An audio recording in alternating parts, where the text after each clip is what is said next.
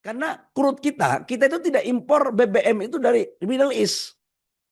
Kalau BBM jadi itu kita impor dari Asia Tenggara. Tetapi crude-nya kita impor dari Middle East 20-25%.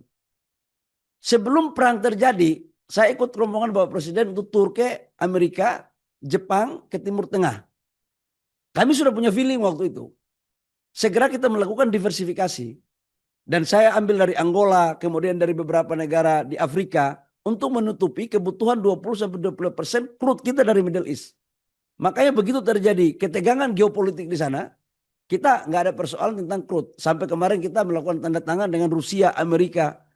Ibarat kata dari negara mana aja gue ambil. Kan negara kita kan negara bebas aktif. Nggak boleh ada satu negara untuk memaksa negara kita harus mengikuti cara mereka. Nggak boleh. Jadi mana yang menguntungkan untuk kita, itu yang kita lakukan. Itulah Bapak Ibu semua, kenapa kemudian waktu 2-3 bulan lalu ada uang, belum tentu ada barang. Ada barang, belum tentu ada uang. Apalagi nggak ada uang, pasti nggak ada barang. Itu udah pasti. Dan itu kemudian kita otak-atik. Nah pertanyaan berikut adalah kenapa BBM kita nggak naik untuk subsidi? Bu ingat Bu, Permen, nah ini supaya Indef juga tahu nih. Peraturan Menteri ESDM tahun 2022, negara itu menjaga harga minyak terutama subsidi, utama subsidi. Sementara minyak-minyak atau BBM yang RON-nya bagus, 95, 98, 93, ini diberikan prioritas kepada saudara-saudara kita yang mampu.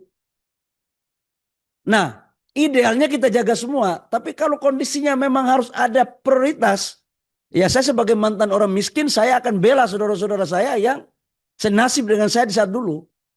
Yang kaya-kaya ini ya mohon maaf lah, kayak urusan menteri, Pak Joko, masa sih rela pakai BBM subsidi? Malu dikit lah. Pak Joko ya, kau kepala SKK Migas gaji kau kan tinggi. Gitu. Jadi macam mana negara dalam kondisi kayak begini, kita juga masih minta untuk BBM yang saudara-saudara kita yang mobil bagus-bagus disubsidi. Macam mana? Nah untuk transportasi trek, untuk logistik, angkutan plat kuning, mobilnya yang menengah ke bawah, itu semua minyaknya disubsidi. Minyaknya semua disubsidi. Nah saya mau sampaikan, subsidi kita terhadap BBM dengan asumsi ICP $70 itu kurang lebih sekitar hampir 200 triliun subsidi kita.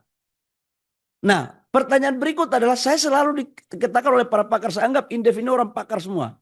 Saya mau menggunakan kesempatan ini, saya mau menyampaikan tentang bagaimana cari duit untuk menutupi penambahan subsidi. Orang kan selalu mengatakan bahwa ini nanti keuangan negara akan terkerus. Bagaimana caranya? Nah ini saya mau beberkan di sini.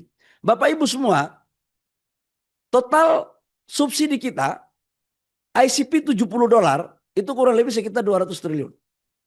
Ya 170 sampai 180 triliun.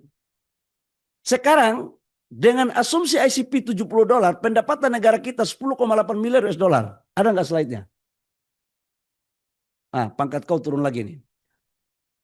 Ini bahaya di Indef, ini hanya kepada Tuhan kita percaya. Manusia butuh data. Jadi jangan sampai gue ngomong kalian nggak kasih datanya. Di dalam target APBN kita, ICP $70 itu pendapatan negara itu 10,8 miliar US dollar. Ini Pak Samad sebagai anggota Komisi 11 ini coba diluruskan kalau ada yang keliru ya. Kalau ICP-nya naik menjadi $100, itu pendapatan kita 17,6 miliar US dollar. Kalau ICP kita di $90, itu pendapatan negara 14,3 miliar US dollar. Nah pertanyaan berikut adalah kenapa kita tidak menaikkan BBM subsidi? Dari mana uangnya? Bapak Ibu semua, negara telah memutuskan atas saran Bapak Presiden, ICP sampai dengan $100, itu berarti kita menambah subsidi kurang lebih sekitar 230 sampai 250 triliun rupiah. Dari mana uangnya? Yang pertama adalah ketika kita naikkan ICP-nya menjadi $100, berarti ada pendapatan negara tambahan dari target APBN itu sekitar 7 miliar US dollar.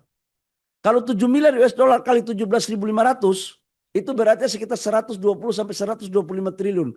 Kira-kira begitulah, kalkulator siapa yang bagus cepat diketik. Nah, itu artinya apa? Dari 250T kita sudah dapat 50% dari peningkatan pendapatan lifting. Kemudian saya putar otak lagi, bagaimana cara mendapatkan pendapatan tambahan?